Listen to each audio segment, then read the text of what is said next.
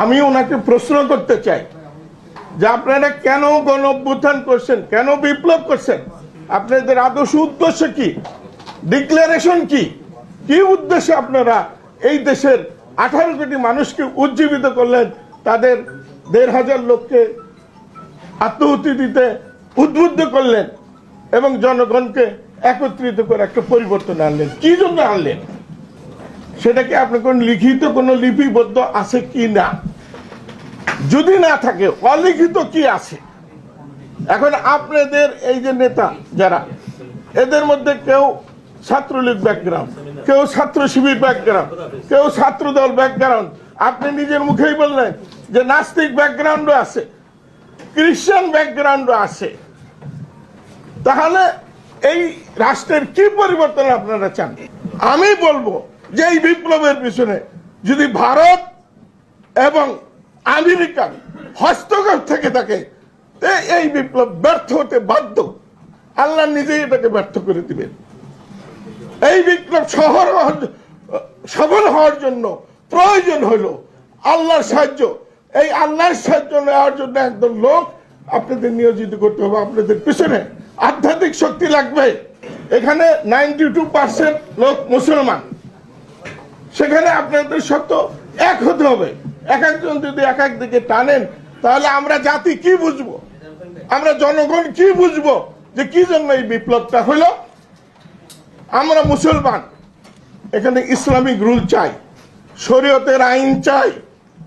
92% মুসলমান, আমরা এটা বাস্তবায়ন করতে চাই। আমরা তো জান দেই নেই, রক্ত দেই নেই, আমরা আপনার মুখে সাহায্য করেছি, কিন্তু এখনো সাহায্য করতে চাই। কিন্তু আমাদের কাঙ্ক্ষিত লক্ষ্য যাতে অর্জিত হয় সেটা আমরা চাই। 71 সালে আমরা ব্যর্থ একটা স্বাধীনতা দেখেছি, যেখানে যে কনস্টিটিউশন আনছে এটা একটা অবৈধ, 72 সালের সংবিধান একটা অবৈধ সংবিধান। জনগণের কোনো ম্যান্ডেট ছিল না, তারা সমাজতন্ত্র, ধর্ম নিরপেক্ষ, ইচ্ছা মতো যা খুশি তাই এখানে ঢুকাইছে। নবী করিম সাল্লাল্লাহু আলাইহি ওয়াসাল্লাম আরবের বুকে তখন যে তৎকালীন পরাশক্তি ছিল, তারা কেউ ইসলামকে পছন্দ করে নাই, গ্রহণ করে নাই। উনি নিজে পারস্য সাম্রাজ্য এবং রোম সাম্রাজ্য, এই দুইটা সাম্রাজ্যকে পরাভূত করে ইসলাম কায়েম করেছেন। উনি কারো সাহায্য নেননি। আমাদের দেশে, আমাদের পৃথিবীতে এখন 4টা সাম্রাজ্য। একটা হলো আমেরিকান সাম্রাজ্য, একটা হলো রাশিয়ান সাম্রাজ্য, একটা চীন সাম্রাজ্য, আর একটা উঠতি ভারত সাম্রাজ্য। সবগুলোই অমুসলিম, তারা ইসলামকে পছন্দ করে না। তারা যৌথভাবে এখন ইসলামকে ঠেকাবার জন্য প্রত্যেকটা দেশে হস্তক্ষেপ করতেছে। প্রত্যেকটা জনগোষ্ঠীর উপরে তাদের ব্যবসা বাণিজ্য চাপিয়ে দিয়ে সেখান থেকে লাভ বের করে আনার চেষ্টা করছে। তাদের অস্ত্র শস্ত্র আছে, বিরাট শক্তি আছে। এই শক্তির বিরুদ্ধে আপনারা আমাদের জাতিকে কিভাবে উদ্বুদ্ধ করবেন ইসলামিক শাসনে নেওয়ার জন্য? এ ব্যাপারে আপনাদের কি বক্তব্য আছে এটা জাতির কাছে পরিষ্কার করবেন ইনশাল্লাহ। তবে আমি বলবো যে রাসূল সাল্লাল্লাহু আলাইহি ওয়াসাল্লামের যে মূল মন্ত্র ছিল, যেভাবে উনি পারস্য সাম্রাজ্য এবং বিশ্বের রোম সাম্রাজ্যকে পরাভূত করেছিলেন, সেই দিকে আমাদের যাইতে হবে। আমরা মুসলমানরা যদি টিকা থাকতে চাই, কোরআন ও হাদিস নিয়ে, কোরআন ও সুন্নাহ নিয়ে, আমাদের তাহজিব তামুদ্দুন নিয়ে, আমাদের সংস্কৃতি নিয়ে, তাহলে এই পরাশক্তির বিরুদ্ধে আমাদেরকে এককভাবে দাঁড়াতে হবে। আমি বলবো যে এই বিপ্লবের পিছনে যদি ভারত এবং আমেরিকার হস্তক্ষেপ থেকে থাকে, এই বিপ্লব ব্যর্থ হতে বাধ্য। আল্লাহ নিজেই এটাকে ব্যর্থ করে দিবেন। এই বিপ্লব সফল হওয়ার জন্য প্রয়োজন হলো আল্লাহর সাহায্য। এই আল্লাহর সাহায্য নেওয়ার জন্য একদম লোক আপনাদের নিয়োজিত করতে হবে। আপনাদের পিছনে আধ্যাত্মিক শক্তি লাগবে,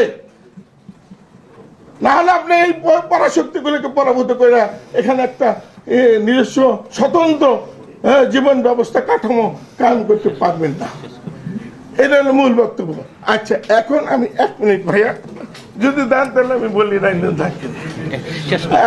আচ্ছা, এখন হলো মূল জিনিসটা হলো কনস্টিটিউশন। আমরা রাষ্ট্র কিভাবে পরিচালিত করব। আপনারা আমাদেরকে উদ্বুদ্ধ করেছেন, আপনারা বলেন, আমরা আপনাদের সাহায্য সহযোগিতা করব। আমরা তো জান দেই নেই, রক্ত দেই নেই, আমরা আপনার মুখে সাহায্য করেছি, কিন্তু এখনো সাহায্য করতে চাই।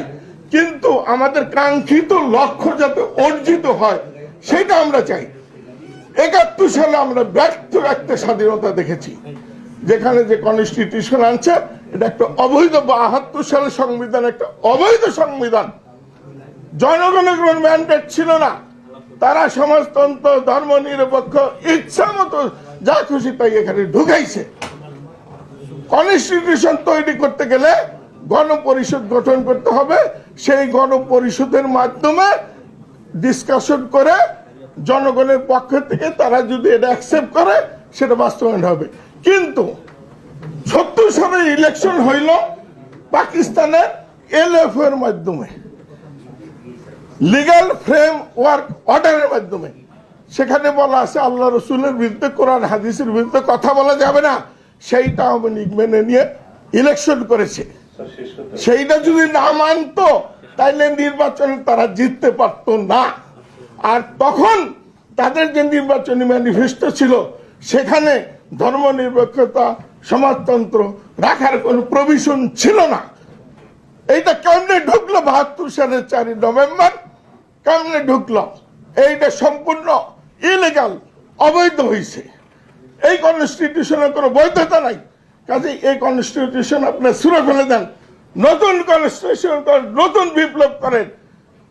আর বিপ্লবে যদি অপারগ হন তাইলে দেশবাসীকে আবার ডাকেন, আবার আমরা বিপ্লব করব। ডিক্লারেশন থাকবে বিপ্লবের মধ্যে, যে বিপ্লবের মাধ্যমে আমরা এই জিনিস অর্জিত করতে চাই, বিপ্লব হওয়ার পরে এগুলো বাস্তবায়ন করবো।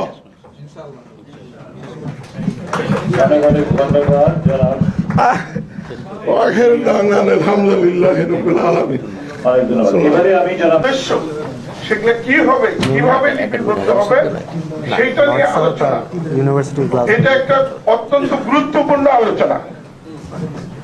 আমাকে এই আলোচনায় অংশগ্রহণের এবং কিছু বলার সুযোগ দেওয়াতে আমি আয়োজকদেরকে অত্যন্ত ধন্যবাদ জানাচ্ছি। এবং এই ধরনের আয়োজন আরো কিছু কিছু চলা দরকার। আচ্ছা, ফান্ডামেন্টাল আমি 2টা প্রশ্ন করব, তারপর আমি মূল আলোচনায় 1 মিনিট করব। 1 মিনিট ফান্ডামেন্টাল প্রশ্ন। সেগুলা হলো যে আমাদের এখানে যে বিপ্লবটা হইলো বা গণ অভ্যুত্থান হইল, তার একজন নেতা প্রফেসর আসিফ মাহতাবকে আমরা পেয়েছি। আমি ওনাকে প্রশ্ন করতে চাই,